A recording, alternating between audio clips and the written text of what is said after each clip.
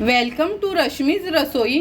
आज आपण आमच्या आगरी कोळी पद्धतीने कैरी घातलेलं कोलबीचं कालवण कसं बनवायचं ही रेसिपी बघणार आहोत। त्यासाठी हा व्हिडिओ तुम्ही शेवटपर्यंत बघा आणि माझ्या चॅनलला लाईक, शेअर अँड सबस्क्राइब करा। आज आपण ह्या खाडीच्या कोलबींचं कालवण करणार आहोत। त्यासाठी ह्या 15 ते 20 हे बघा अगदी ताज्याच कोलब्या आहेत, जिवंत आहेत। नंतर तेल घेणार आहोत 3 टेबलस्पून। एक मोठा कांदा बारीक चिरून घेतलाय। अर्धी कैरी यूज करणार आहे मी। एक बटाट घेतले, बटाट ऑप्शनल आहे। नंतर 1 चमचा हळद, 2 चमचे घरचा आगरी कोळी मसाला, 8 ते 10 लसणाच्या पाकळ्या चेचून घेतल्यात, गार्निशिंगसाठी कोथिंबीर। नंतर हे सुकं खोबऱ्याचं वाटण घेतले अर्धी वाटी। त्यासाठी सुकं खोबरं आपण खिसून भाजून घेतले, लसणाच्या पाकळ्या आणि आल्याचा तुकडा यूज करणार आहोत। पाणी न घालता हे वाटण आपण मिक्सरला बारीक करून घेतलंय। चवीप्रमाणे मीठ आणि 1 टोमॅटो बारीक चिरून घेतलाय। तुम्ही बघू शकता अगदी जिवंतच कोलबी आहे ही बघा। आता ही साफ कशी करायची कालवणासाठी ते मी दाखवते। ह्याचं टोक आहे पुढचं ते तोडून घ्यायचं आहे। म्हणजे आम्ही आगरी कोळी लोक नॉर्मली असंच करतो, कारण का आम्हाला तो डोक्याचा भाग खायला आवडतो म्हणून। नंतर हा शेपटीचा भाग आहे ना तो पण आम्ही ठेवतो, फक्त हे मधलं जे कवच आहे ना ते काढून घ्यायचं आहे। आणि हे बघा ह्या कोलबीचे आपण पाय पण काढून घेतलेत। आता इथे कट मारून घेणार आहोत, म्हणजे आतमध्ये जी काळी आपली रेष असते ती आपण काढून घेऊ शकतो। तुम्ही बघू शकता अगदी ताजी कोलबी असल्यामुळे हे बघा अगदी लाईट कलरची ह्याच्यात ती रेष आहे, ती आपण काढून घेऊया। हे बघा अशाच पद्धतीने सर्व कोलब्या मी साफ करून घेते। हे बघा सर्व कोलब्या आपण साफ करून स्वच्छ धुवून घेतल्यात। आता कालवण बनवायला सुरुवात करूया। गॅसवर आपण हे पातेलं गरम करत ठेवलंय। यात 3 टेबलस्पून आपण तेल घेणार आहोत। हे बघा तेल गरम झालंय। ह्या लसणाच्या पाकळ्या आपण फोडणीवर घालणार आहोत। लसूण थोडा तेलावर परतून घ्यायचा आहे। लसूण परतून झाला की हा बारीक चिरलेला कांदा आहे तो ऍड करूया। कांदा मऊ होईपर्यंत लो फ्लेमवर कांद्याला पण आपण शिजवून घेणार आहोत।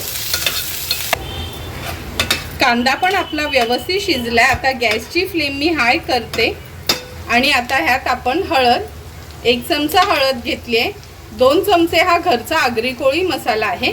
हा मसाला नसेल तर तुम्ही लाल मिरची पावडर आणि अर्धा चमचा गरम मसाला यूज करू शकता।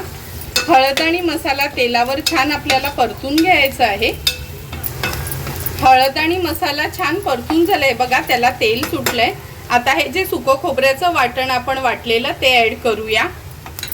हे वाटणाचा पण वेगळा व्हिडिओ मी अपलोड केलाय। म्हणजे हे वाटण जर तुम्ही वाटून ठेवलत ना 1.5 ते 2 महिने फ्रीजमध्ये अगदी व्यवस्थित राहतं, म्हणजे आपल्याला घाईवर जेवण पण आपलं झटपट होतं। आता वाटण पण तेलावर छान शिजलंय। आता ह्यात आपण ह्या स्वच्छ धुतलेल्या कोलब्या ऍड करूया।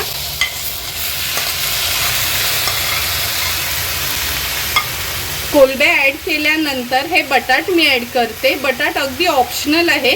आम्हा आगरी कोळी लोकांना मच्छी असो किंवा भाजी आम्हाला बटाट आवडतं म्हणून आम्ही बटाट ऍड करतो।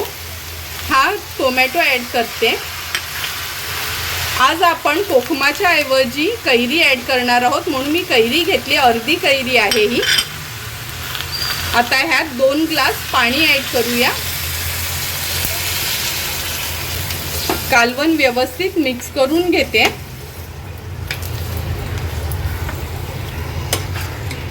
तुम्हाला जर कैरी नसेल घालायची आणि तुम्ही फक्त कोकम घातलं तरी चालू शकतं।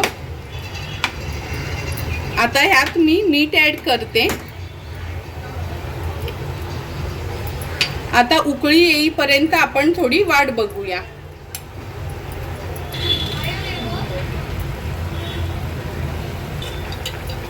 हे बघा आपल्या कालवणाला छान उकळी आली आहे। व्यवस्थित थोडं मिक्स करून घेते। आता झाकण देऊन एक 7 ते 8 मिनिटांसाठी ह्या कोलब्या आणि बटाट शिजवून घ्यायचं आहे। गॅसची फ्लेम आपण लो ठेवणार आहोत। 7 ते 8 मिनिटं झाली आहेत। झाकण काढून बघूया। हे बघा, बघूनच तुम्हाला कळेल का आपलं कालवण अगदी व्यवस्थित तयार झाले।